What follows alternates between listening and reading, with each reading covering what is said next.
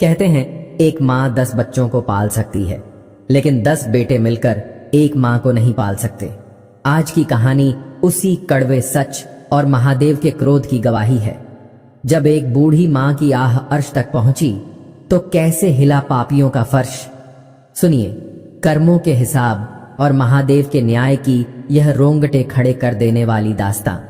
गांव के किनारे जहां पक्की सड़क खत्म होती थी और कच्ची पगडंडी शुरू होती थी, वहीं एक पुराना पीपल का पेड़ था। उस पेड़ के नीचे एक छोटा सा टूटा फूटा घर था, जिसे घर कहना भी शायद गलत होगा। वो बस ईंटों और गारे से खड़ी की गई 4 दीवारें थीं, जिन पर खपरेल की छत थी। उसी छत के नीचे अपनी तकदीर का रोना रोती हुई 70 साल की सावित्री रहती थी। सावित्री का शरीर अब सूख कर कांटा हो गया था। आंखों के नीचे गहरे गड्ढे पड़ गए थे और उन गड्ढों में हमेशा आंसू सूखे हुए मिलते थे। कमर इतनी झुक गई थी कि चलते समय उसका मुंह जमीन की तरफ ही रहता था, जैसे वो अपनी खोई हुई खुशियां उस धूल मिट्टी में तलाश रही हो। गांव वाले उसे सावित्री काकी कहते थे, लेकिन उसके अपने ही घर में उसे कोई मां कहने वाला नहीं बचा था। यह वही सावित्री थी जिसके घर के आंगन में कभी दिन रात बच्चों की किलकारियां गूंजती थीं, जहां कभी चूल्हा ठंडा नहीं होता था, क्योंकि आने जाने वालों के लिए हमेशा रोटियां सिकती रहती थीं। आज उसी सावित्री के पेट में अन्न का दाना जाने के लिए भी लाले पड़े हुए थे। उसके 2 बेटे थे, रमेश और दिनेश। दोनों अब बड़े हो चुके थे, उनकी शादी हो चुकी थी और उनके अपने बच्चे भी थे। लेकिन अफसोस की बात यह थी कि उन दोनों के बड़े बड़े पक्के मकानों में अपनी बूढ़ी मां के लिए एक कोने जितनी जगह भी नहीं थी। सावित्री को घर से बाहर उस पुरानी कोठरी में पटक दिया गया था, जहां न तो ठीक से हवा आती थी और न ही रोशनी। सर्दी की रात थी और हवा इतनी तेज थी कि हड्डियों को भी कंपा दे। सावित्री अपनी पुरानी फटी हुई रजाई में दुबकी हुई थी। रजाई में रुई कम और पैबंद ज्यादा थे। उसे जोरों की भूख लगी थी। दोपहर को बड़ी बहू ने जो 2 सूखी रोटियां फेंकी थीं, वो तो कब की हजम हो चुकी थीं। अब पेट में जो आग लगी थी वो उसे सोने नहीं दे रही थी। उसने कांपते हाथों से पास रखा लोटा उठाया और 2 घूंट पानी पीकर भूख को मारने की कोशिश की। लेकिन भूख तो भूख है, वो पानी से कहां मानने वाली थी। उसका मन बार बार पुराने दिनों की यादों में चला जाता था। उसे याद आया वो समय जब उसके पति जिंदा थे। गांव में उनकी कितनी इज्जत थी। वो लोग भले ही बहुत अमीर नहीं थे, लेकिन दिल के राजा थे। सावित्री अपने बच्चों को कभी भूखा नहीं सोने देती थी, चाहे खुद आधी रोटी खाए, लेकिन रमेश और दिनेश की थाली में हमेशा घी से चुपड़ी रोटियां और गुड़ रखती थी। वो अक्सर अपने पति से कहती थी, जी देखना हमारे बेटे बुढ़ापे में हमें पलकों पर बिठाकर रखेंगे, मैंने इन्हें संस्कार दिए हैं। उसके पति मुस्कुरा देते थे और कहते थे, सावित्री औलाद की सेवा की उम्मीद में अपना आज मत मार, बस कर्म कर और फल महादेव पर छोड़ दे। आज जब वो अंधेरे में लेटी हुई छत की टूटी लकड़ियों को घूर रही थी, तो उसे अपने पति की वो बात शूल की तरह चुभ रही थी। उसने वाकई महादेव पर सब कुछ छोड़ दिया था, लेकिन शायद महादेव भी उससे रूठ गए थे, तभी तो ऐसी दुर्दशा हो रही थी। अगली सुबह जब सूरज की पहली किरण भी ठीक से नहीं निकली थी, सावित्री अपनी लाठी टेकते हुए उठी। उसके जोड़ों में इतना दर्द था कि हर कदम पर उसके मुंह से हे राम निकल रहा था। उसे मंदिर जाना था। गांव के दूसरे छोर पर एक पुराना शिव मंदिर था। पिछले 10 सालों से, जब से उसके पति गुजरे थे और बेटों ने रंग बदला था, वही मंदिर उसका असली घर बन गया था। वो रोज सुबह लोटे में जल भरकर ले जाती और शिवलिंग पर चढ़ाती। उसके पास चढ़ाने को न दूध था, न बेलपत्र और न ही कोई प्रसाद। बस उसकी आंखों के आंसू और लोटे का जल ही उसकी पूजा थी। वो धीरे धीरे घिसटते हुए कदमों से चल रही थी। रास्ते में उसे गांव का सरपंच मिला। सरपंच ने पूछा, काकी इतनी ठंड में कहां जा रही हो? बेटे ने नई शॉल नहीं लाकर दी क्या? सावित्री ने फीकी हंसी हंसते हुए अपनी फटी साड़ी का पल्लू कस लिया और बोली, बेटा बेटों के पास अपनी बीवी बच्चों के लिए ही वक्त नहीं है, इस बूढ़ी के लिए शॉल कहां से लाएंगे? और वैसे भी मुझे ठंड नहीं लगती, अब तो आदत हो गई है। सरपंच जानता था कि काकी झूठ बोल रही है, लेकिन वो कुछ कर नहीं सकता था। सावित्री चलते चलते मंदिर की सीढ़ियों तक पहुंची। सीढ़ियां चढ़ना उसके लिए किसी पहाड़ चढ़ने जैसा था। हांफते हुए उसने जैसे तैसे ऊपर कदम रखा और सामने काले पत्थर के शिवलिंग को देखा। उसे देखते ही उसका सब्र का बांध टूट गया। वो वहीं चौखट पर माथा टेक कर रोने लगी। हे महादेव, हे भोलेनाथ। सावित्री की आवाज में इतना दर्द था कि पत्थर भी पिघल जाए। मैंने क्या पाप किया था प्रभु? किस जन्म का बदला ले रहे हो मुझसे? जिन बच्चों को मैंने अपनी छाती का दूध पिलाया, आज वो मुझे एक गिलास पानी देने को भी तैयार नहीं है।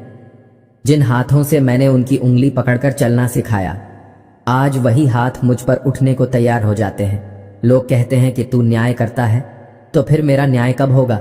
क्या मेरे मरने के बाद? मैं अब और नहीं सह सकती बाबा, या तो मेरी तकदीर बदल दे या मुझे अपने पास बुला ले। वो शिवलिंग से ऐसे बातें कर रही थी जैसे कोई अपने पिता से शिकायत कर रहा हो। काफी देर रोने के बाद उसे थोड़ा हल्का महसूस हुआ। उसने कांपते हाथों से जल चढ़ाया और वहीं मंदिर के कोने में बैठ गई। तभी मंदिर का पुजारी वहां आया। पुजारी सावित्री की हालत जानता था। उसने प्रसादी का एक लड्डू सावित्री के हाथ में रख दिया। सावित्री ने उस लड्डू को ऐसे देखा जैसे उसे दुनिया का खजाना मिल गया हो। भूख से उसकी जान निकल रही थी। उसने कांपते हाथों से लड्डू खाया और पानी पिया। उस एक लड्डू ने उसे इतनी ताकत दे दी कि वो वापस घर जाने के लिए उठ खड़ी हुई। जब वो वापस अपने घर यानी उस टूटी कोठरी के पास पहुंची तो उसने देखा कि उसके बड़े बेटे रमेश के घर के बाहर बहुत चहल पहल थी। शायद आज कोई त्योहार था या किसी का जन्मदिन। खुशबूदार खाने की महक हवा में तैर रही थी। पूड़ी, कचौड़ी और खीर की खुशबू ने सावित्री की भूख को फिर से जगा दिया।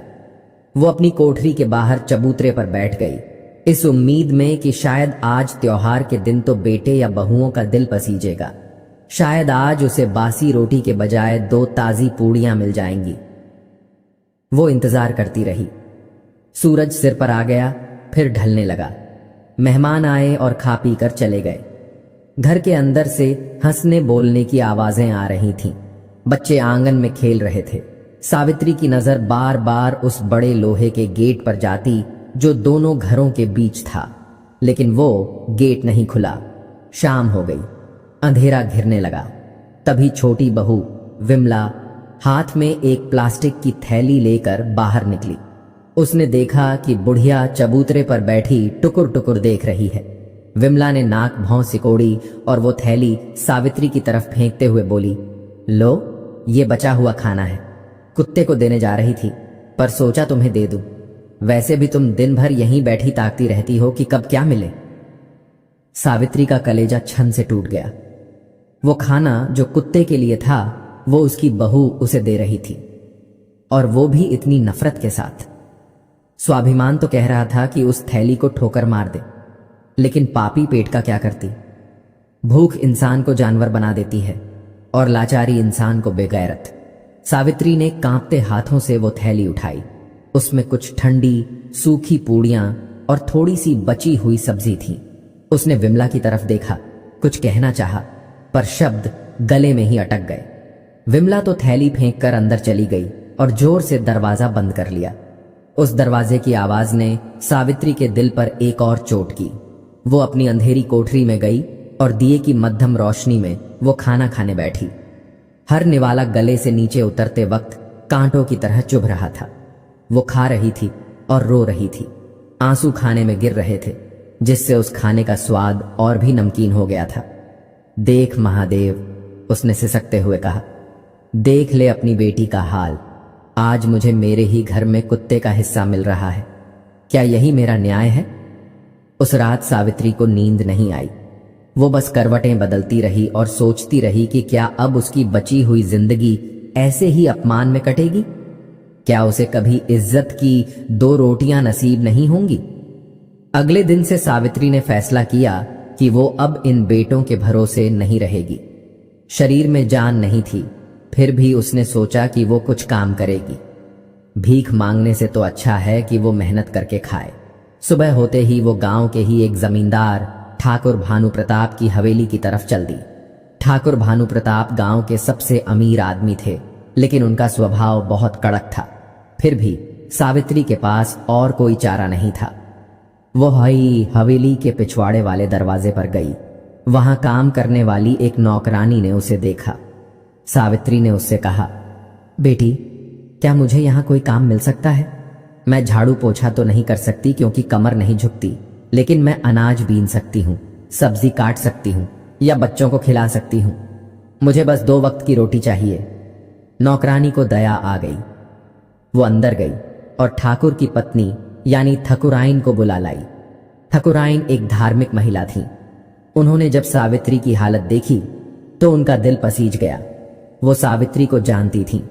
उन्होंने कहा, अरे सावित्री दीदी, आप यहां? आपके तो 2 जवान बेटे हैं, फिर आपको काम करने की क्या जरूरत आ पड़ी? सावित्री की आंखों में पानी भर आया, लेकिन उसने खुद को संभाला। वो अपने घर की बुराई बाहर वालों के सामने नहीं करना चाहती थी, क्योंकि मां तो मां होती है, चाहे बेटे कितने भी नालायक क्यों ना हो। उसने बस इतना कहा, मालकिन, बेटों का अपना परिवार है, खर्चे बढ़ गए हैं। मुझे अच्छा नहीं लगता कि मैं उन पर बोझ बनूं। हाथ पांव चल रहे हैं तो सोचती हूं खुद कमा लूं। ठकुराइन समझ गईं कि बात कुछ और है। उन्होंने कुरेदना ठीक नहीं समझा। उन्होंने कहा, ठीक है दीदी, आप हमारे आंगन में बैठकर अनाज साफ कर दिया करना और पूजा के लिए फूल बत्ती बना दिया करना। आपको 2 वक्त का खाना यहीं मिल जाएगा और कुछ पैसे भी दे दिया करेंगे। सावित्री को लगा जैसे महादेव ने उसकी सुन ली। उसे काम मिल गया था। वो बहुत खुश थी। उस दिन उसने मन लगाकर गेहूं साफ किया। दोपहर को उसे गरम दाल, चावल और रोटी मिली। न जाने कितने महीनों बाद उसने भरपेट गरम खाना खाया था। शाम को जब वो घर लौटी तो उसके हाथ में कुछ पैसे और ठकुराइन की दी हुई एक पुरानी लेकिन साबुत शॉल थी। वो बहुत सुकून महसूस कर रही थी। उसे लगा कि अब उसे अपने बेटों के सामने हाथ नहीं फैलाने पड़ेंगे।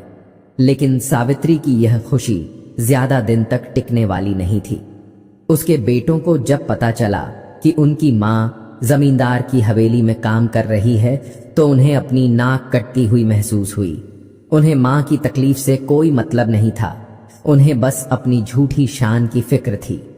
रमेश और दिनेश गुस्से में तमतमाते हुए सावित्री की कोठरी में आए।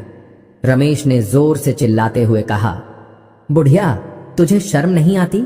हमारे पास इतना पैसा है, जमीन जायदाद है, और तू वहां ठाकुरों के घर में नौकरानी बनकर बैठी है। पूरे गांव में हमारी थू थू हो रही है। लोग कह रहे हैं कि देखो, उनके बेटे महलों में रह रहे हैं और मां दूसरों के घर बर्तन मांज रही है। सावित्री ने डरते हुए कहा, बेटा, मैं बर्तन नहीं मांजती, बस थोड़ा अनाज साफ करती हूँ, और तुम लोग मुझे खाना तो देते नहीं, तो क्या मैं भूखी मर जाऊं? दिनेश ने पैर पटकते हुए कहा, तो क्या हम मर गए हैं? अरे 2 रोटी ही तो खाती है तू, वो भी नहीं मिल रही क्या तुझे? और अगर काम ही करना है तो घर में कर, बहुओं का हाथ बंटा। बाहर जाकर हमारी नाक कटाने की जरूरत नहीं है। कल से तू वहां नहीं जाएगी, समझी? बेटों ने उसे काम पर जाने से तो रोक दिया, लेकिन उसके हालात नहीं बदले, बल्कि अब तो बहुओं का अत्याचार और बढ़ती हुआ में चाह किया गया। वे सोचने लगीं कि यह बुढ़िया हमारी शिकायत पूरे गांव में करती फिरती है। अब उसे खाना और भी देरी से मिलने लगा। कभी कभी तो पूरा दिन बीत जाता और उसे पानी के अलावा कुछ नसीब नहीं होता। सावित्री अब घर के काम भी करने लगी थी। अपनी कांपती उंगलियों से वो मजबूरी में साग काटती, कभी दाल बीनती। अगर जरा सी भी गलती हो जाती तो बहुएं उसे ताने मार मार कर अधमरा कर देती। अरे, यह भी ठीक से नहीं होता तुमसे? मुफ्त की रोटियां तोड़ने में तो बहुत आगे हो, छोटी बहू अक्सर बड़बड़ाती। सावित्री चुपचाप सब सुनती और अपने आंसू पी जाती। उसका बस एक ही सहारा था, उसका महादेव। वो रोज रात को उनसे बातें करती। बाबा, तूने मुझे काम दिया था, रास्ता दिखाया था, लेकिन मेरी तकदीर में तो सुख लिखा ही नहीं है शायद। अब तू ही बता, मैं क्या करूं? एक दिन की बात है, सावन का महीना था। और जोरों की बारिश हो रही थी। सावित्री की कोठरी की छत टपकने लगी। पानी बूंद बूंद करके सीधा उसके बिछौने पर गिर रहा था। पूरी कोठरी में कीचड़ हो गया था। ठंड और सीलन के मारे सावित्री का बुरा हाल था। उसे तेज बुखार हो गया, शरीर तप रहा था और वो खाट पर पड़ी कराह रही थी। प्यास के मारे उसका गला सूखा जा रहा था। उसने आवाज लगाने की कोशिश की, बहू, ओ बहू, थोड़ा पानी दे दो।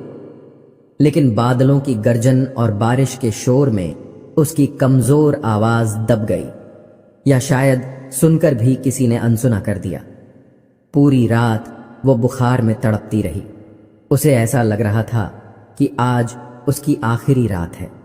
उसे अपने बचपन से लेकर जवानी तक के सारे दृश्य याद आ रहे थे। वो सोच रही थी कि कैसे उसने अपने बच्चों को पालने के लिए अपनी जवानी की खुशियां कुर्बान कर दी। जब रमेश को चेचक निकला था तो वो 10 रातें सोई नहीं थी। उसके सिरहाने बैठी रही थी। जब दिनेश को स्कूल भेजना था तो उसने अपने सोने के कंगन बेच दिए थे। और आज वही बच्चे अपने पक्के मकानों में चैन की नींद सो रहे हैं और उनकी मां यहां कीचड़ में पड़ी मौत का इंतजार कर रही है। सुबह हुई, बारिश रुक चुकी थी, लेकिन सावित्री में उठने की हिम्मत नहीं थी। जब सुबह के 10 बज गए और सावित्री बाहर नहीं दिखी तो बड़ी बहू सरला देखने आई।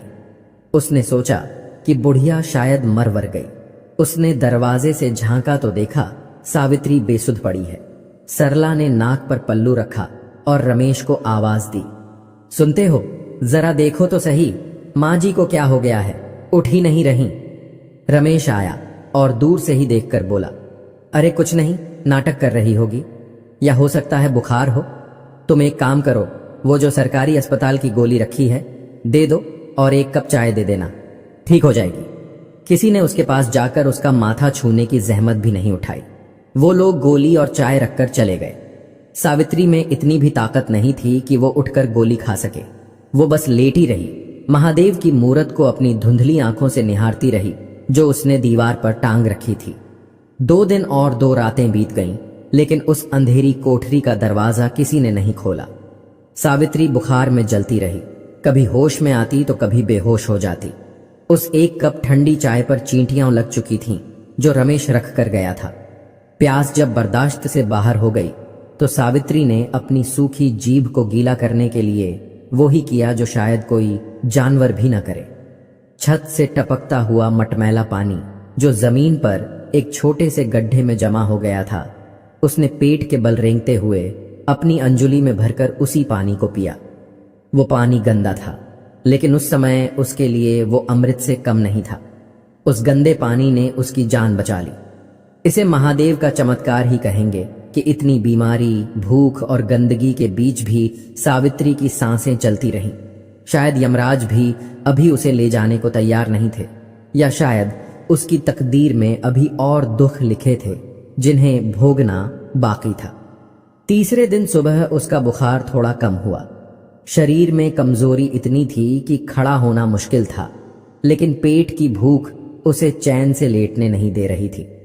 उसे समझ आ गया था कि अगर वो इस कोठरी में पड़ी रही तो वो भूख और प्यास से तड़प तड़प कर मर जाएगी और उसके बेटों को उसकी सड़ी हुई लाश मिलने तक भनक भी नहीं लगेगी। उसने अपनी पूरी ताकत बटोरी, दीवार का सहारा लिया और कांपते पैरों पर खड़ी हुई। उसका सिर चकरा रहा था, आंखों के आगे अंधेरा छा रहा था, लेकिन जीने की इच्छा अभी भी बाकी थी। उसने अपनी लाठी उठाई और धीरे धीरे कोठरी से बाहर निकली। बाहर धूप खिली थी। सूरज की रोशनी जब उसकी आंखों पर पड़ी तो वो चंधिया गई। उसने देखा कि आंगन में सन्नाटा है। शायद सब लोग अपने अपने काम पर जा चुके थे और बच्चे स्कूल चले गए थे। वो धीरे धीरे एक एक कदम फूंक फूंक कर रखती हुई घर के बाहर निकल गई। उसका लक्ष्य वही शिव मंदिर था। उसे लगा कि इंसान भले ही साथ छोड़ दें, लेकिन उसका महादेव उसे भूखा नहीं मरने देगा। रस्ते में गांव के लोग उसे देख रहे थे। उसकी हालत किसी जिंदा लाश से कम नहीं थी। बाल बिखरे हुए, कपड़े मैले और कीचड़ से सने हुए, चेहरा पीला और गाल पिचके हुए। जो भी उसे देखता अफसोस से सिर हिलाता और आगे बढ़ जाता। किसी में इतनी हिम्मत नहीं थी कि रमेश और दिनेश जैसे पैसे वाले लोगों से पंगा ले और बुढ़िया की मदद करे। सावित्री किसी की तरफ नहीं देख रही थी। उसकी नजरें सिर्फ मंदिर के शिखर पर टिकी थीं। मंदिर पहुंचकर वो सीधे नंदी की मूर्ति के पास गिर पड़ी। पुजारी जी उस समय आरती की तैयारी कर रहे थे।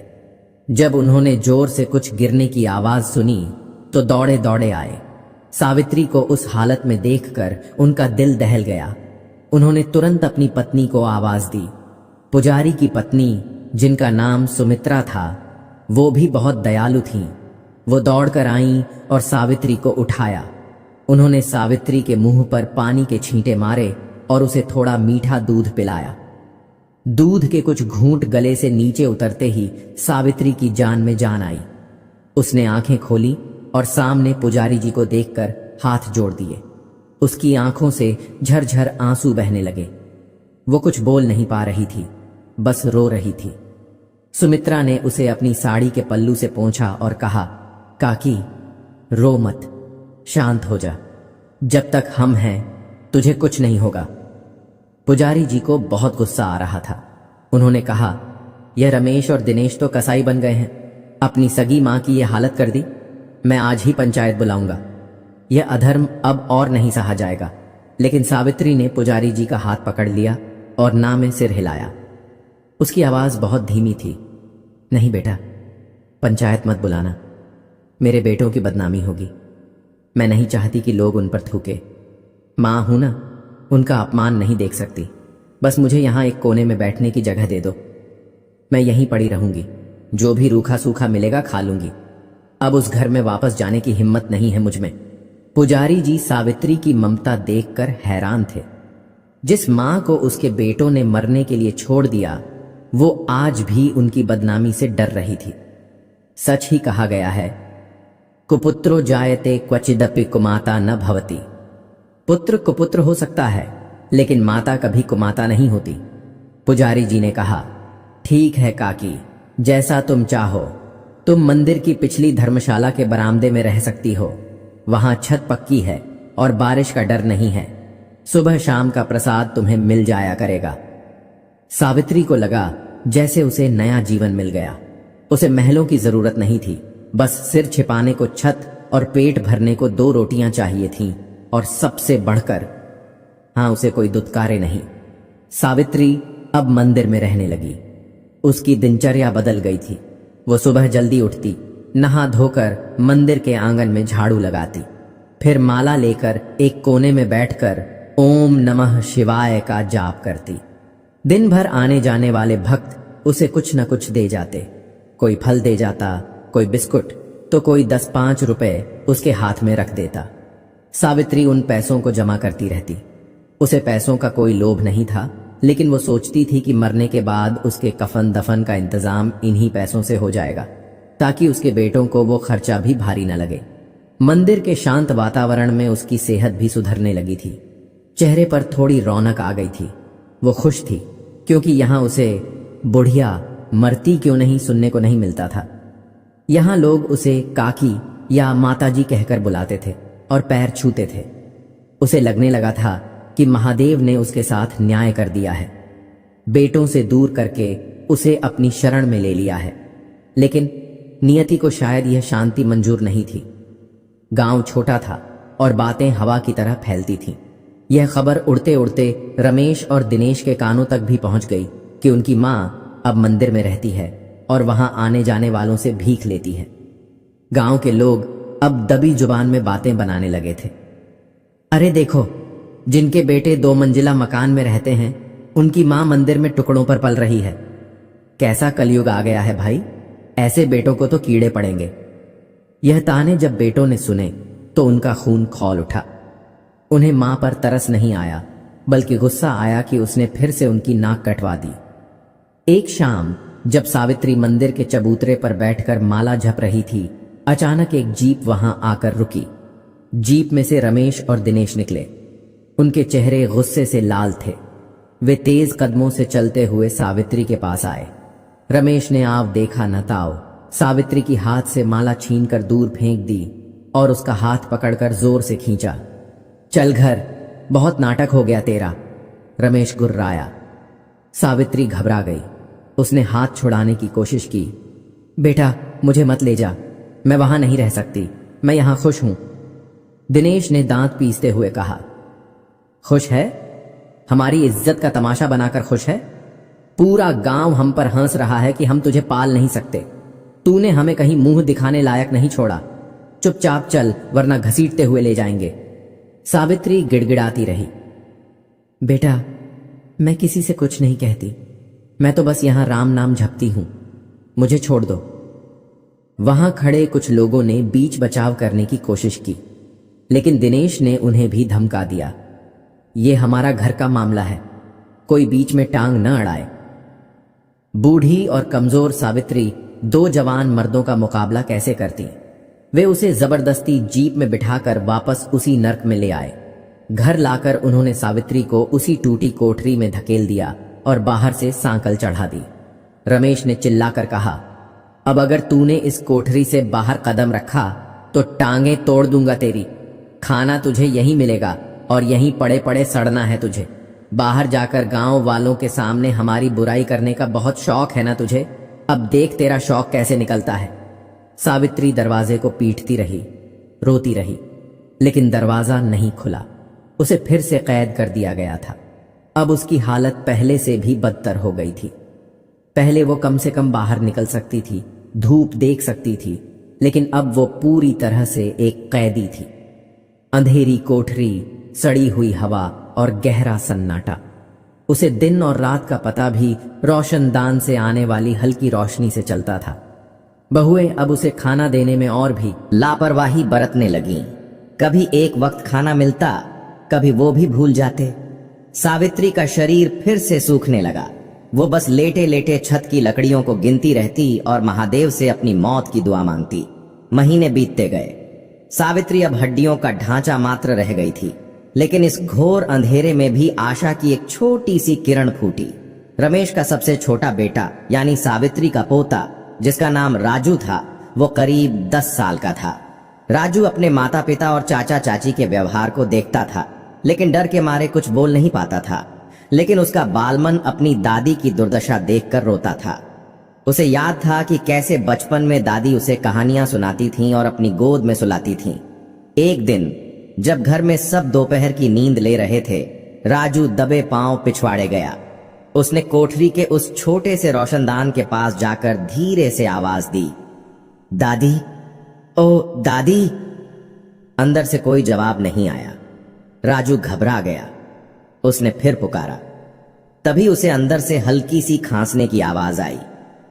राजू ने जल्दी से अपनी जेब से बिस्कुट का एक पैकेट निकाला जो उसने अपने स्कूल के पैसों से बचाया था, और रोशनदान की जाली से अंदर गिरा दिया। फिर उसने धीरे से कहा, दादी ये खा लो, मैं कल फिर आऊंगा।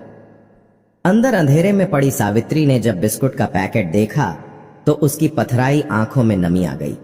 उसे भूख से ज्यादा इस बात की खुशी थी कि इस घर में कोई तो है जिसे उसकी फिक्र है, कोई तो है जिसके सीने में अभी भी दिल धड़कता है। उसने कांपते हाथों से बिस्कुट खाया। वो बिस्कुट उसके लिए 56 भोग से कम नहीं था। अब यह सिलसिला रोज का हो गया। राजू स्कूल से आते वक्त या दोपहर में जब सब सो रहे होते, चुपके से आता और रोशनदान से कभी बिस्कुट, कभी रस्क या कभी अमरूद दादी को दे जाता। वो दोनों थोड़ी देर बातें भी करते। दादी, तुम फिक्र मत करो, मैं बड़ा होकर पुलिस वाला बनूंगा और तुम्हें यहां से निकाल ले जाऊंगा, राजू मासूमियत से कहता। सावित्री उसकी बातें सुनकर अपनी पीड़ा भूल जाती। वो उसे आशीर्वाद देती, झुक झुक जियो मेरे लाल, बस तू ही मेरा असली वारिस है। राजू के इस छोटे से प्यार ने सावित्री को जीने की एक नई वजह दे दी थी। वो अब मौत का इंतजार नहीं करती थी, बल्कि राजू के आने का इंतजार करती थी। लेकिन झूठ और चोरी चाहे कितनी भी अच्छी नीयत से की गई हो, एक न एक दिन पकड़ी ही जाती है। एक दिन विमला यानी छोटी बहू की नजर राजू पर पड़ गई जब वो रोशनदान के पास खड़ा होकर बात कर रहा था। विमला बिल्ली की तरह दबे पांव पीछे आई और उसने राजू की बातें सुन ली। राजू कह रहा था, दादी, आज मम्मी ने हलवा बनाया था, मैंने छुपा लिया, लो तुम खा लो। यह सुनते ही विमला आग बबूला हो गई। उसने पीछे से राजू का कान मरोड़ा और जोर से चिल्लाई, अच्छा, तो ये चल रहा है यहाँ? घर का खाना चोरी करके इस बुढ़िया को खिलाया जा रहा है। हम कहते हैं कि राशन जल्दी खत्म हो रहा है और यहाँ तुम दान पुण्य कर रहे हो। राजू दर्द से बिलख उठा। शोर सुनकर रमेश और सरला भी आ गए। विमला ने नमक मिर्च लगाकर सारी बात बताई। रमेश ने आव देखा न ताव अपने ही बेटे राजू के गाल पर जोरदार तमाचा जड़ दिया। राजू गिर पड़ा। रमेश ने उसे डराते हुए कहा, खबरदार, जो आज के बाद इस कोठरी के पास भी भटका। यह बुढ़िया डायन है, इसने तुझे भी अपनी बातों में फंसा लिया है। उस दिन के बाद राजू पर पहरा बिठा दिया गया। उसे दादी के पास जाने की सख्त मनाही हो गई। सावित्री कोठरी के अंदर से सब सुन रही थी। जब उसने राजू के रोने की आवाज सुनी तो उसकी रूह कांप गई। उसे अपने अपमान का दुख नहीं था, लेकिन अपने पोते की पिटाई उससे बर्दाश्त नहीं हुई। उसने कोठरी के अंदर से ही चिल्लाकर कहा, अरे पापियों, मुझे मार लो, मुझे भूखा रखो, लेकिन उस मासूम बच्चे को मत मारो। उसका क्या कसूर है? उसने तो बस एक भूखी को रोटी दी थी। भगवान से डरो। लेकिन उसकी आवाज सुनने वाला वहां कोई नहीं था।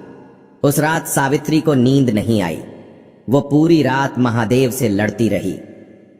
क्या यही तेरा न्याय है महादेव? एक मासूम बच्चे को नेकी की सजा मिल रही है। अब बहुत हो गया, अब मुझसे सहा नहीं जाता। तू मुझे शक्ति दे कि मैं इस कैद को तोड़ सकूं, या फिर मुझे अपने पास बुला ले। अगली सुबह सावित्री के मन में एक अजीब सी दृढ़ता थी। उसे लगा कि अब खोने के लिए कुछ नहीं बचा है।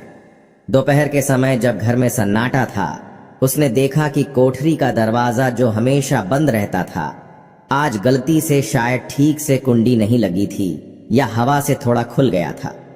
शायद भगवान ने उसकी सुन ली थी। उसने धीरे से दरवाजे को धक्का दिया। वो खुल गया। सावित्री बाहर निकली। उसका शरीर कमजोर था, लेकिन इरादे अब लोहे के थे। उसने इस बार मंदिर जाने का नहीं सोचा, क्योंकि उसे पता था कि बेटे उसे वहां से फिर उठा लाएंगे। उसने सोचा कि वो अब इस गांव से ही दूर चली जाएगी, कहीं बहुत दूर, जहां उसके बेटों का साया भी उस पर न पड़ सके। वो घर के पिछवाड़े से होते हुए खेतों की तरफ निकल गई। गन्ने के ऊंचे ऊंचे खेतों के बीच से होकर वो पगडंडी पर चल रही थी। उसे नहीं पता था कि वो कहां जा रही है, बस पैर जिस दिशा में ले जा रहे थे वो बढ़ती जा रही थी। चलते चलते शाम हो गई। वो गांव की सीमा पार कर चुकी थी। सामने एक पक्की सड़क थी जिस पर तेज रफ्तार गाड़ियां दौड़ रही थीं। सावित्री थककर एक पेड़ के नीचे बैठ गई। भूख और प्यास से उसका गला सूख रहा था। तभी एक ट्रक वहां आकर रुका। ट्रक वाले ने देखा कि एक बूढ़ी औरत वहां बैठी है। वो नीचे उतरा और पानी की बोतल लेकर आया। उसने पूछा, माँ जी, कहाँ जाना है? रास्ता भटक गई हो क्या? सावित्री ने पानी पिया और अपनी डबडबाई आंखों से उसे देखा। उसने कहा, बेटा, मेरा कोई ठिकाना नहीं है। जहां भी ले चलो, बस इस जगह से दूर ले चलो। ट्रक वाला एक भला इंसान था। उसे समझ आ गया कि यह बुढ़िया जरूर किसी मुसीबत की मारी है। उसने कहा, माँ जी, मैं शहर जा रहा हूं। वहां एक बड़ा अनाथालय और वृद्धाश्रम है जहां मैं अक्सर सामान पहुंचाता हूं। वो लोग बहुत अच्छे हैं। अगर आप कहो तो मैं आपको वहां छोड़ दूं। वृद्धाश्रम, यह शब्द सुनकर सावित्री का दिल एक पल के लिए सिहर उठा। उसने कभी सोचा नहीं था कि जिस घर को उसने तिनका तिनका जोड़कर बनाया, अंत में उसे वृद्धाश्रम में पनाह लेनी पड़ेगी। लेकिन फिर उसे अपने बेटों का चेहरा और वो अंधेरी कोठरी याद आ गई। उसने सोचा कि नर्क से तो वृद्धाश्रम ही बेहतर होगा। उसने हामी भर दी। ट्रक वाले ने उसे इज्जत से ट्रक में बिठाया और शहर की ओर चल पड़ा। जैसे जैसे ट्रक गांव से दूर जा रहा था, सावित्री को लग रहा था कि उसके सीने से एक भारी बोझ उतर रहा है। उसने पीछे मुड़कर नहीं देखा। गांव, घर, यादें, बेटे, सब पीछे छूट गए थे। अब आगे एक नई और अनजान दुनिया थी। शहर पहुंचकर ट्रक वाले ने उसे सेवाधाम नाम के एक आश्रम में छोड़ दिया। आश्रम का माहौल बहुत शांत और पवित्र था। वहां सावित्री जैसी कई और बूढ़ी औरतें थीं जिन्हें अपनों ने ठुकरा दिया था। आश्रम की संचालिका सुधा जी एक बहुत ही सौम्य महिला थीं। उन्होंने सावित्री का स्वागत किया, उसे नहलाया, साफ कपड़े दिए और भरपेट खाना खिलाया। सावित्री को लगा जैसे वो किसी दूसरी दुनिया में आ गई है। यहाँ सब एक दूसरे का दुहक समझते थे, एक दूसरे का सहारा बनते थे। रात को जब वो साफ सुथरे बिस्तर पर लेटी तो उसे सालों बाद चैन की नींद आई। उसे लगा कि शायद महादेव का न्याय यही था, उसे उन कसाई बेटों से आजाद कराना। लेकिन उसे नहीं पता था कि कहानी अब भी खत्म नहीं हुई है। महादेव का असली न्याय तो अभी बाकी था, जो उसके बेटों को उनके पापों की सजा देने के लिए तैयार हो रहा था। उधर गांव में अगली सुबह जब रमेश और दिनेश के घर का दरवाजा खुला तो एक अजीब सी शांति थी। दोपहर तक जब किसी ने सावित्री को नहीं देखा तो छोटी बहू विमला यह देखने गई कि बुढ़िया जिंदा है या मर गई, ताकि अगर मर गई हो तो अंतिम संस्कार का नाटक निपटाया जाए। लेकिन जब उसने कोठरी का दरवाजा खुला देखा और अंदर झांका तो कोठरी खाली थी। विमला ने दौड़कर सबको बताया। रमेश और दिनेश हड़बड़ाते हुए वहां आए।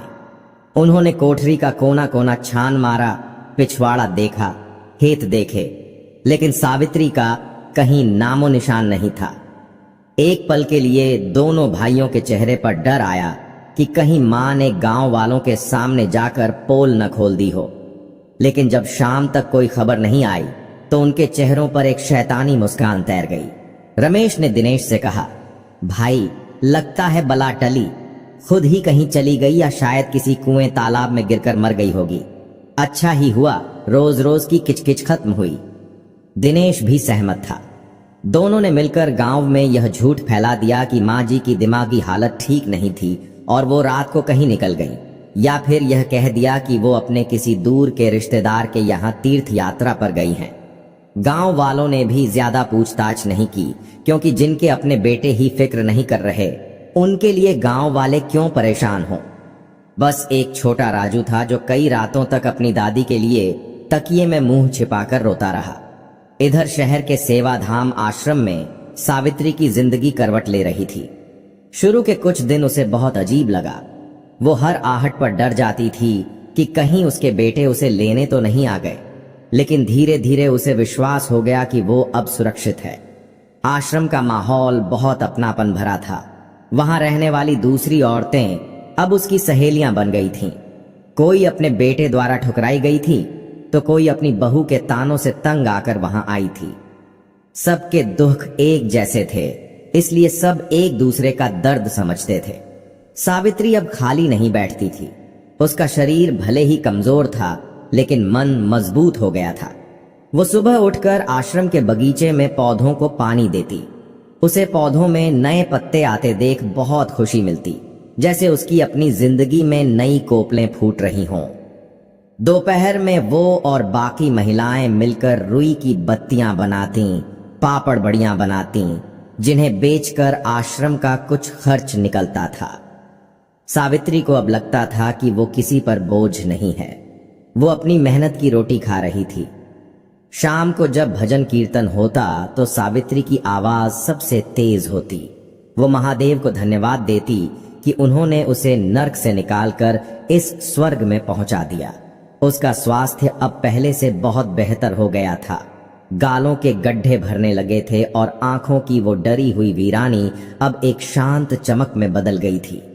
लेकिन कहते हैं ना कि भगवान के घर देर है, अंधेर नहीं, और जैसी करनी वैसी भरनी। सावित्री तो अपनी नई दुनिया में रम गई थी, लेकिन गांव में उसके बेटों के सिर पर पाप का घड़ा अब भरने लगा था। सावित्री के जाने के 6 महीने बाद की बात है। रमेश और दिनेश को लगा था कि मां के जाने के बाद उनके घर में खुशियां बरसेंगी, खर्चा बचेगा और वो चैन से रहेंगे। लेकिन हुआ इसका ठीक उल्टा। जिस दिन से सावित्री घर से गई थी, उस घर से जैसे बरकत भी चली गई थी। पहले दोनों भाइयों में बहुत प्रेम था, लेकिन अब छोटी छोटी बातों पर झगड़े होने लगे। शुरुआत जमीन के एक छोटे से टुकड़े को लेकर हुई। रमेश चाहता था कि सड़क के किनारे वाली जमीन उसे मिले और दिनेश का कहना था कि वो जमीन उसकी है। यह बहस इतनी बढ़ी कि दोनों भाइयों में, जो कभी एक थाली में खाते थे, अब बात करना भी बंद हो गया। घर के बीचों बीच एक दीवार खिंच गई। जिस आंगन में सावित्री को प्रताड़ित करने के लिए दोनों भाई एक साथ खड़े होते थे, आज उसी आंगन में दोनों एक दूसरे के खून के प्यासे हो रहे थे। बहुओं का हाल भी कुछ अलग नहीं था। सरला और विमला, जो मिलकर अपनी सास को तंग करती थीं, अब आपस में लड़ने लगी थीं। बात बात पर ताने, चिल्लाना और बर्तनों का पटकना रोज का काम हो गया था। घर का माहौल इतना जहरीला हो गया था कि बच्चे भी डरे सहमे रहते थे। राजू का मन पढ़ाई में नहीं लगता था। वो अक्सर स्कूल से भागकर मंदिर में बैठा रहता। उसे लगता था कि इस घर को किसी की नजर लग गई है या शायद दादी की बद्दुआ। और सच में यह बद्दुआ ही थी। एक माँ की आह कभी खाली नहीं जाती। वो अदृश्य होकर भी इंसान का पीछा करती है। रमेश और दिनेश की खेती भी इस साल बर्बाद हो गई थी। बेमौसम बारिश और ओलों ने पूरी फसल तबाह कर दी। जिस अनाज पर उन्हें घमंड था वो खेत में ही सड़ गया। कर्ज का बोझ बढ़ने लगा। रमेश, जो गांव में मूंछों पर ताव देकर चलता था, अब साहूकारों से नजरें चुराने लगा था। लेकिन असली मुसीबत तो अभी आनी बाकी थी। एक दिन रमेश अपनी मोटरसाइकिल से शहर जा रहा था। रफ्तार तेज थी। शायद दिमाग में घर की कलह और कर्ज का तनाव चल रहा था। एक तीखे मोड़ पर सामने से आते ट्रक से बचने के चक्कर में उसकी मोटरसाइकिल फिसल गई। रमेश कई फीट हवा में उछला और सड़क किनारे एक पत्थर पर जा गिरा। उसकी चीख निकल गई। उसकी रीढ़ की हड्डी में गंभीर चोट आई थी। गांव वालों ने उसे उठाकर अस्पताल पहुंचाया। डॉक्टरों ने कहा कि जान तो बच गई है, लेकिन कमर के नीचे का हिस्सा लकवाग्रस्त हो गया है। रमेश अब कभी अपने पैरों पर खड़ा नहीं हो पाएगा। जब यह खबर घर पहुंची तो कोहराम मच गया। रमेश को अस्पताल से घर लाया गया। वही रमेश जो अपनी मां को लाठी टेक कर चलने पर ताने मारता था, आज खुद बिस्तर पर लाचार पड़ा था। उसे करवट बदलने के लिए भी दूसरों का सहारा चाहिए था। शुरुआत के कुछ दिन तो पत्नी सरला ने सेवा की, लेकिन धीरे धीरे उसका असली रंग सामने आने लगा। एक लकवाग्रस्त पति की सेवा करना उसे बोझ लगने लगा। रमेश प्यास लगने पर पानी मांगता तो सरला अनसुना कर देती। वो घंटों उसी बिस्तर पर पड़ा रहता। कभी कभी तो मलमूत्र भी बिस्तर पर ही निकल जाता और कोई साफ करने वाला नहीं होता। बदबू के मारे कमरे में खड़ा होना मुश्किल हो जाता। सरला आती और नाक सिकोड़कर उसे कोसती, पूरा घर गंदा कर रखा है। मेरी तो किस्मत ही फूट गई जो तुम जैसे अपाहिज के पल्ले पड़ी। दिन भर पड़े पड़े हुक्म चलाते रहते हो। रमेश की आंखों से आंसू बहने लगते। उसे अपनी मां याद आती। उसे याद आता कि कैसे जब वो बचपन में बीमार होता था तो उसकी मां रातों को जागकर उसके गंदे कपड़े साफ करती थी, कभी उफ तक नहीं करती थी। और आज उसकी अपनी पत्नी उसे जानवर से भी बदतर समझ रही थी। दिनेश की हालत भी कुछ अच्छी नहीं थी। रमेश के एक्सीडेंट के बाद सारी जिम्मेदारी और कर्ज का बोझ दिनेश पर आ गया था। वो तनाव को झेल नहीं पा रहा था और उसने शराब का सहारा ले लिया। वो रोज रात को पीकर आता और घर में क्लेश करता, विमला के साथ मारपीट करता। एक दिन नशे की हालत में उसका भी झगड़ा गांव के कुछ गुंडों से हो गया। उन लोगों ने दिनेश को इतना मारा कि उसका एक हाथ और एक पैर टूट गया। अब दोनों भाई अपाहिज होकर अपने अपने कमरों में पड़े थे। जो घर कभी घमंड से सिर उठाए खड़ा था, अब वहां सिर्फ कराहने की आवाजें आती थीं।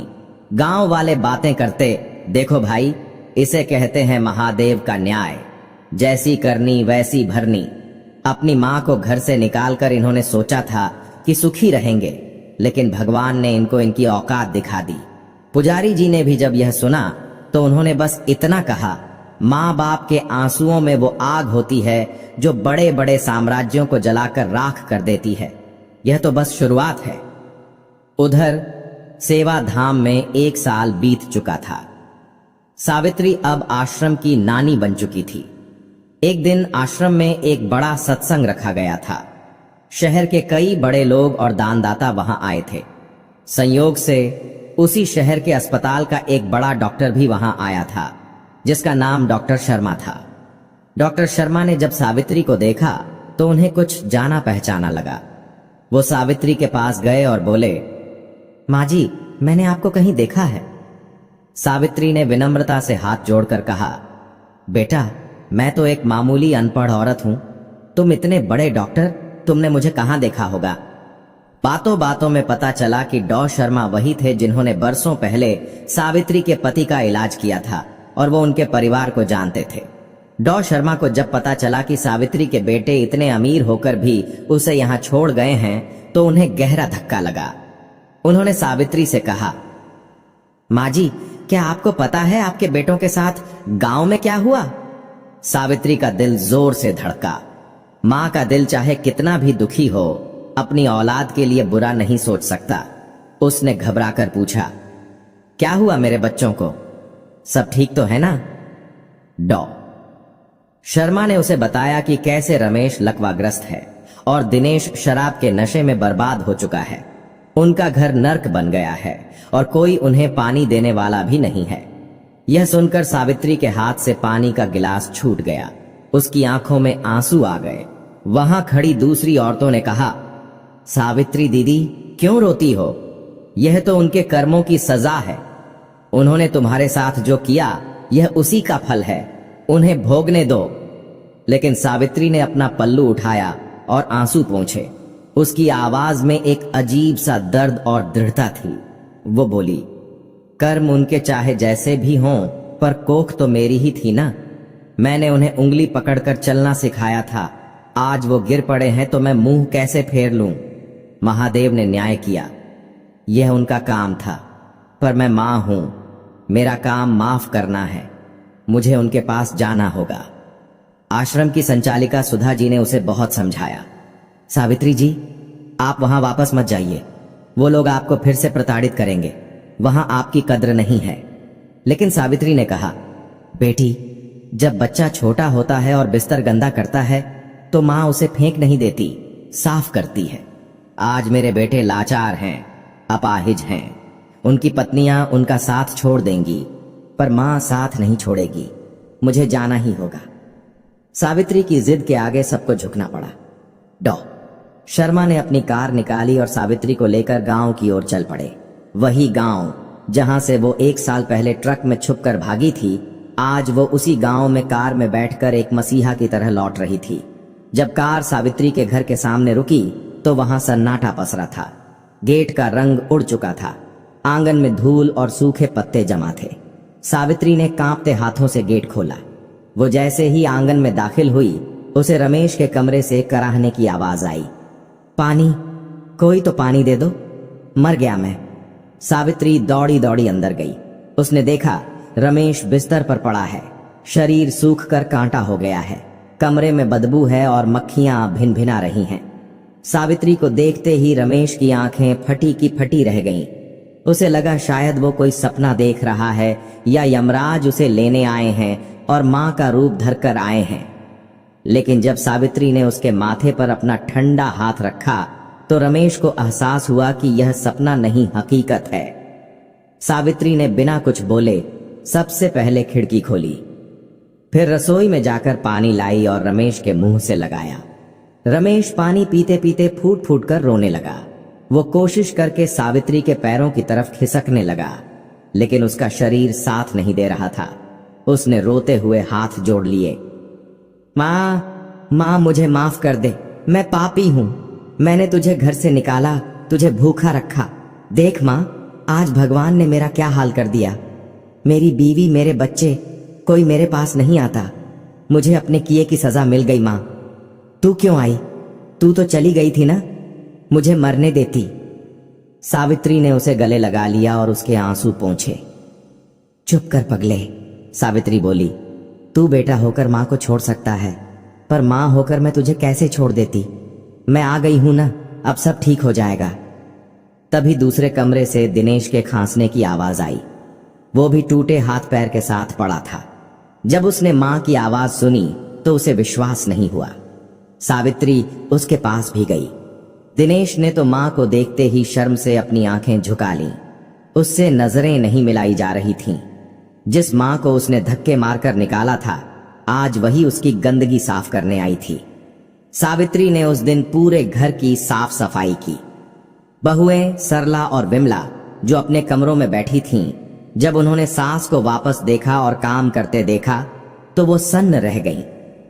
उन्हें शर्मिंदगी महसूस हुई, लेकिन साथ ही एक डर भी लगा कि कहीं सास अब बदला न ले, लेकिन सावित्री के मन में बदले की भावना थी ही नहीं। उसने बहुओं से कुछ नहीं कहा, बस इतना ही बोली, बहुओं, अगर तुम लोग थक गई हो तो आराम कर लो, मैं हूं ना, मैं संभाल लूंगी। सावित्री के इस व्यवहार ने बहुओं के गाल पर वो तमाचा मारा जो शायद शब्दों से नहीं मारा जा सकता था। उनकी अंतरात्मा उन्हें कचोटने लगी। शाम होते होते पूरे गांव में खबर फैल गई कि सावित्री वापस आ गई है। लोग दौड़े दौड़े आए। उन्होंने देखा कि वही बूढ़ी औरत जिसे उसके बेटों ने मरने के लिए छोड़ दिया था, आज उन्हीं बेटों की सेवा कर रही है। यह दृश्य देखकर पत्थर दिल इंसान भी पिघल जाए। पुजारी जी भी आए। उन्होंने रमेश और दिनेश से कहा, देख लो अभागों, इसे कहते हैं मां। तुमने इसे ठुकरा दिया, लेकिन जब तुम पर मुसीबत आई तो सारी दुनिया ने मुंह फेर लिया। बस यही मां वापस आई।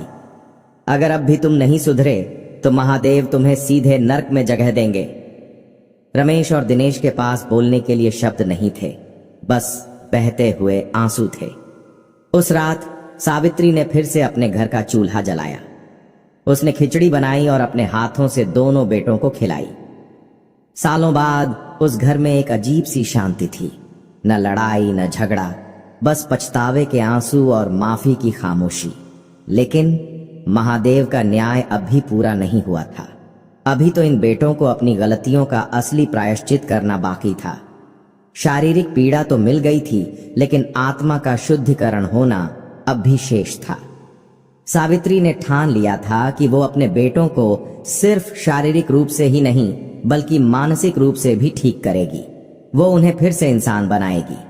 और यह सफर आसान नहीं होने वाला था, क्योंकि पाप के दाग इतनी आसानी से नहीं धुलते। सावित्री के वापस आने के बाद घर का नक्शा तो बदल गया था, लेकिन हालात अभी भी बहुत कठिन थे।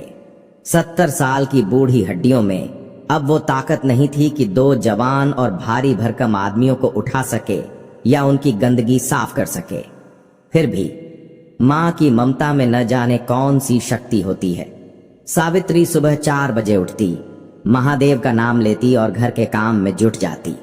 वो कुएं से पानी खींचती, घर में झाड़ू लगाती और फिर अपने बेटों की सेवा में लग जाती। रमेश के घावों पर मरहम लगाती, दिनेश को नहलाती धुलाती। कई बार काम करते करते उसकी सांस फूल जाती, आंखों के आगे अंधेरा छा जाता। वो दीवार का सहारा लेकर खड़ी हो जाती, 2 पल सुस्ताती और फिर हे भोलेनाथ बोलकर काम पर लग जाती। यह सब देखकर बिस्तर पर पड़े रमेश और दिनेश का कलेजा मुंह को आता। उन्हें अपनी लाचारी पर उतना रोना नहीं आता था जितना अपनी मां के संघर्ष को देखकर आता था।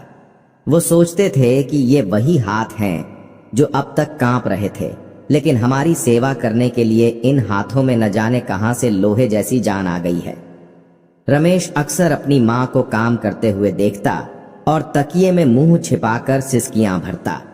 उसे वो दिन याद आते जब उसने अपनी मां से कहा था कि तू हमारे लिए बोझ है। आज वही बोझ उनका सहारा बनी हुई थी। घर की बहुएं सरला और विमला शुरुआत में तो शर्म और संकोच के मारे दूर दूर रहती थीं, लेकिन इंसान कब तक पत्थर बना रह सकता है। एक दिन की बात है, सावित्री रमेश के लिए गर्म पानी की बाल्टी उठा रही थी। बाल्टी भारी थी और सावित्री का पैर फिसल गया। वो गिरने ही वाली थी कि तभी दौड़कर सरला ने उसे थाम लिया और बाल्टी अपने हाथ में ले ली। सरला की आंखों में आंसू थे। वो रोते हुए सावित्री के पैरों में गिर पड़ी और बोली, माँ जी, हमें माफ कर दो। हम बहुत बुरी हैं। हमने आपको बहुत सताया, आपको भूखा रखा और आज आप ही हमारे पतियों की जान बचा रही हैं। हमसे यह पाप और नहीं देखा जाता। आप बैठो, अब से यह सब हम करेंगी। विमला भी वहां आ गई और वो भी रोने लगी। उस दिन उस घर की दीवारें सचमुच गिर गईं। सावित्री ने दोनों बहुओं को उठाया और गले से लगा लिया। उसने कहा, बेटियों, सुबह का भूला अगर शाम को घर आ जाए तो उसे भूला नहीं कहते। तुम लोगों को अपनी गलती का एहसास हो गया, मेरे लिए यही बहुत है। अब रोना बंद करो और घर को संभालने में मेरी मदद करो। उस दिन के बाद से घर का माहौल पूरी तरह बदल गया। जो बहुएं आपस में लड़ती थीं, अब वो मिलकर सास के साथ काम करने लगीं। सरला रमेश की सेवा करती और विमला दिनेश की। सावित्री अब घर की मुखिया की तरह सबको निर्देश देती और सबका हौसला बढ़ाती। लेकिन मुसीबतों का पहाड़ अब भी हटा नहीं था। घर में बीमारी तो थी ही, अब गरीबी ने भी दस्तक दे दी थी।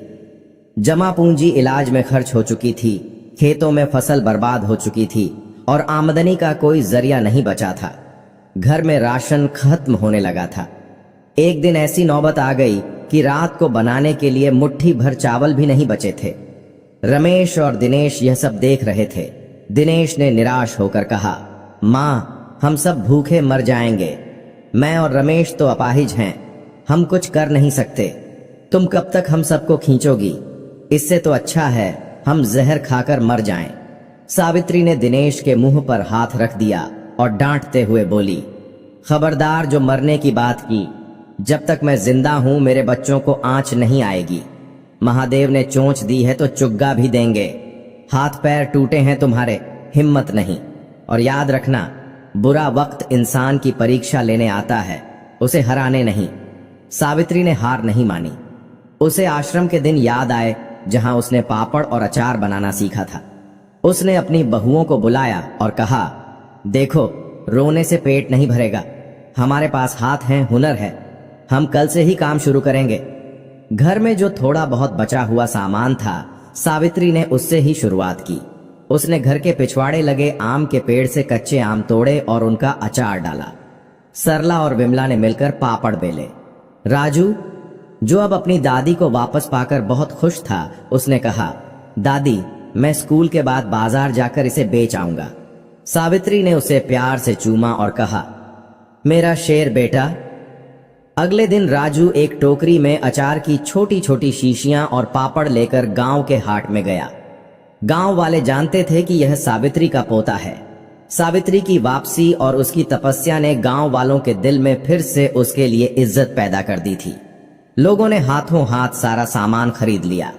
शाम को जब राजू खाली टोकरी और थोड़े से पैसे लेकर घर लौटा तो घर में जैसे त्योहार मन गया। वो कमाई लाखों की नहीं थी, बस कुछ 100 रुपयों की थी, लेकिन वो मेहनत और ईमानदारी की कमाई थी। उस रात सबने भरपेट खाना खाया और उस खाने में एक अलग ही स्वाद था, संतोष का स्वाद। धीरे धीरे सावित्री का यह छोटा सा काम बढ़ने लगा। उसके हाथ के बने अचार और पापड़ का स्वाद पूरे गांव में मशहूर हो गया। लोग कहते, काकी के हाथ में जादू है, बिल्कुल माँ के हाथ जैसा स्वाद आता है। अब गांव के दुकानदार खुद आकर ऑर्डर देने लगे। सरला और विमला, जो पहले घर के काम से भी जी चुराती थीं, अब दिन रात मेहनत करतीं। उन्हें अपनी मेहनत की कमाई में जो सुख मिल रहा था, वो उन्हें पति की हराम की कमाई में कभी नहीं मिला था। रमेश और दिनेश चारपाई पर लेटे लेटे यह सब देखते। वो देखते कि कैसे उनकी बूढ़ी माँ और पत्नियां घर चला रही हैं। उन्हें अपने मर्द होने के अहंकार पर बहुत चोट लगती थी, लेकिन यह चोट जरूरी थी। इसने उनके अंदर के इंसान को जगा दिया था। अब वो लेटे लेटे ही कुछ न कुछ मदद करने की कोशिश करते। रमेश हिसाब किताब रखता, दिनेश सब्जियों को छांटने और धोने का काम करता, जो वो बिस्तर पर बैठे बैठे कर सकता था। परिवार अब एक हो गया था। दुहक ने उन्हें वो सिखा दिया था जो सुख कभी नहीं सिखा पाया, एकता की ताकत। समय बीतता गया। 1 साल और निकल गया। घर की आर्थिक स्थिति अब सुधरने लगी थी। कर्ज भी धीरे धीरे उतर रहा था, लेकिन सावित्री की एक ही इच्छा थी, उसके बेटे फिर से अपने पैरों पर खड़े हो जाएं। वो रोज महादेव के मंदिर जाती और प्रार्थना करती, प्रभु, तूने उन्हें सजा दी, उन्होंने भोग ली, उनका घमंड टूट गया है, उनकी आत्मा शुद्ध हो गई है, अब उन्हें माफ कर दे। मैं अपनी लाठी छोड़ने को तैयार हूं, बस मेरे बेटों को उनकी लाठी वापस दे दे। शायद एक मां की प्रार्थना में इतनी शक्ति थी कि वो आसमान को भी हिला सकती थी। एक दिन गांव में एक वैद्य जी आए, जो नाड़ी देखने और जड़ी बूटियों से इलाज करने में माहिर थे। सावित्री उन्हें अपने घर ले आई। वैद्य जी ने रमेश और दिनेश की जांच की। उन्होंने कहा, हड्डियां तो जुड़ गई हैं, लेकिन नसों में जान नहीं है, क्योंकि इन्होंने हिम्मत छोड़ दी है। दवा मैं दूंगा, लेकिन मालिश और कसरत रोज करनी होगी। दर्द होगा चीखें निकलेंगी, लेकिन अगर सहन कर लिया तो शायद महादेव की कृपा से ये फिर चल पाएंगे। अब शुरू हुआ एक नया संघर्ष। सावित्री और बहुओं ने कमर कस ली। वैद्य जी का दिया हुआ तेल दिन में 3 बार मला जाता। जब सावित्री रमेश के सुन्न पड़े पैरों की मालिश करती तो अपनी पूरी जान लगा देती। रमेश दर्द से कराहता, माँ रहने दे, बहुत दर्द हो रहा है, मुझसे नहीं होगा। लेकिन सावित्री कहती, बर्दाश्त कर बेटा, यह दर्द ही तुझे ठीक करेगा। बचपन में जब तुझे चलना सिखाती थी तब भी तू गिरता था, रोता था, लेकिन मैंने तुझे गोद में नहीं उठाया, तुझे खड़ा किया। आज भी तुझे खड़ा करूंगी। यह तपस्या महीनों चली। सावित्री के हाथ सूज जाते, बहुओं की कमर दुखने लगती, लेकिन किसी ने हार नहीं मानी। सावित्री रोज उन्हें हिम्मत देती, हिम्मत मत हारना, बस एक कोशिश और फिर वो चमत्कारी दिन आया। सुबह का समय था। सावित्री तुलसी में जल चढ़ा रही थी, तभी उसे पीछे से आवाज आई, मां। सावित्री ने मुड़कर देखा। रमेश, जो पिछले 2 सालों से बिस्तर से नहीं उतरा था, वो दीवार के सहारे कांपते पैरों पर खड़ा था, पसीने से लथपथ, दर्द से चेहरा लाल, लेकिन वो खड़ा था। सावित्री के हाथ से लौटा गिर गया। वो दौड़कर जितना तेज वो दौड़ सकती थी उसके पास गई। रमेश ने एक कदम बढ़ाया और लड़खड़ाकर मां के कदमों में गिर पड़ा। उसने मां के पैर पकड़ लिए और बच्चों की तरह रोने लगा, मां देख, मैं खड़ा हो गया, तेरी तपस्या सफल हो गई मां। घर के सारे लोग जमा हो गए। दिनेश भी अपनी बैसाखी के सहारे घिसटते हुए आया। सबकी आंखों में खुशी के आंसू थे। उस दिन उस घर में दिवाली से भी बड़ी खुशियां मनाई गईं। गांव वाले भी यह चमत्कार देखने आए। सबने माना कि यह सिर्फ दवा का असर नहीं था, यह एक मां के सतीत्व और महादेव के आशीर्वाद का फल था। रमेश के पैरों में जान आने के बाद घर में एक नई ऊर्जा आ गई। हालांकि वो अभी भी पूरी तरह ठीक नहीं था, उसे चलने के लिए सहारे की जरूरत थी, लेकिन अब वो लाचार नहीं था। उसने धीरे धीरे घर के छोटे मोटे काम और अचार के व्यापार में मदद करना शुरू कर दिया। दिनेश भी अब बैसाखी के सहारे चलने लगा था और उसने शराब को हाथ लगाना तो दूर, उसकी तरफ देखना भी छोड़ दिया था। दोनों भाइयों ने कसम खाई कि जिस मां ने उन्हें 2 बार जीवन दिया, एक बार जन्म देकर और दूसरी बार अपने कर्मों से बचाकर, अब वो उस मां की आंखों में कभी आंसू नहीं आने देंगे। उन्होंने घर के आंगन में एक छोटा सा मंदिर बनवाया और उसमें महादेव की स्थापना की। अब घर की शुरुआत महादेव की पूजा और मां के चरण स्पर्श से होती थी। लेकिन सावित्री अब बहुत थक चुकी थी।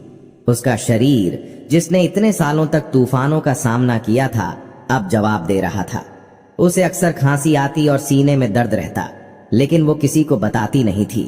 उसे लगता था कि अब जब घर ठीक हो गया है, बच्चे सुधर गए हैं, तो उसकी जिम्मेदारी पूरी हो गई। एक दिन शाम को जब पूरा परिवार आंगन में बैठकर बातें कर रहा था, सावित्री अपनी चारपाई पर लेटी थी। वो बहुत कमजोर लग रही थी। रमेश उसके पास बैठा, उसके पैर दबा रहा था। सावित्री ने रमेश के सिर पर हाथ फेरा और बोली, बेटा, अब मुझे बहुत नींद आ रही है, मुझे लगता है महादेव मुझे बुला रहे हैं। रमेश घबरा गया। मां, ऐसी बातें मत कर, अभी तो हमने तेरे लिए कुछ किया ही नहीं, अभी तो हमें तेरी बहुत सेवा करनी है। सावित्री मुस्कुराई, एक बहुत ही सुकून भरी मुस्कान। उसने कहा, बेटा, सबसे बड़ी सेवा यही है कि तुम लोग इंसान बन गए। आपस में प्यार से रहो, मिलजुल कर रहो, मुझे और कुछ नहीं चाहिए। उस रात सावित्री सोई, लेकिन फिर अगली सुबह नहीं उठी। वो नींद में ही शांति से चली गई, चेहरे पर वही संतोष की मुस्कान लिए। जब सुबह रमेश उसे उठाने गया और वो नहीं उठी तो घर में कोहराम मच गया। लेकिन यह कोहराम वैसा नहीं था जैसा मातम में होता है, यह एक देवी की विदाई का दुख था। सावित्री की अंतिम यात्रा में पूरा गांव उमड़ पड़ा। अमीर, गरीब, बच्चे, बूढ़े, सब उस मां को कंधा देने आए जिसने साबित कर दिया था कि मां की शक्ति के आगे दुनिया की हर मुसीबत छोटी है। रमेश और दिनेश ने जब अपनी मां को मुखाग्नि दी तो उन्होंने रोते हुए वादा किया कि वो मां की दी हुई सीख को कभी नहीं भूलेंगे। सावित्री चली गई, लेकिन वो अपने पीछे एक ऐसी कहानी छोड़ गई जो पीढ़ियों तक सुनाई जाने वाली थी। उसने अपने त्याग और प्रेम से न सिर्फ अपने उजड़े हुए घर को बसाया, बल्कि अपने भटके हुए बेटों को भी सही राह दिखाई। गांव के उस पुराने पीपल के पेड़ के नीचे अब कोई टूटी कोठरी नहीं थी, बल्कि वहां सावित्री की याद में एक प्याऊ बनाया गया था, जहां से गुजरने वाला हर प्यासा पानी पीता और दुआ देता। और लोग कहते कि यह पानी नहीं, उस बूढ़ी मां का आशीर्वाद है। महादेव का न्याय यही था, पाप का नाश और पापी का सुधार। सावित्री की तकदीर में भले ही दुख लिखे थे, लेकिन उसने अपने कर्मों से उस तकदीर को बदल दिया और इतिहास बन गई। दोस्तों, सावित्री मां तो चली गई, लेकिन एक बात साबित कर गई कि औलाद चाहे कितनी भी नालायक क्यों न हो, मां का आंचल कभी छोटा नहीं पड़ता। अगर आज इस कहानी ने आपकी आंखों में भी नमी ला दी है, तो अपने माता पिता का हाथ कभी मत छोड़िएगा।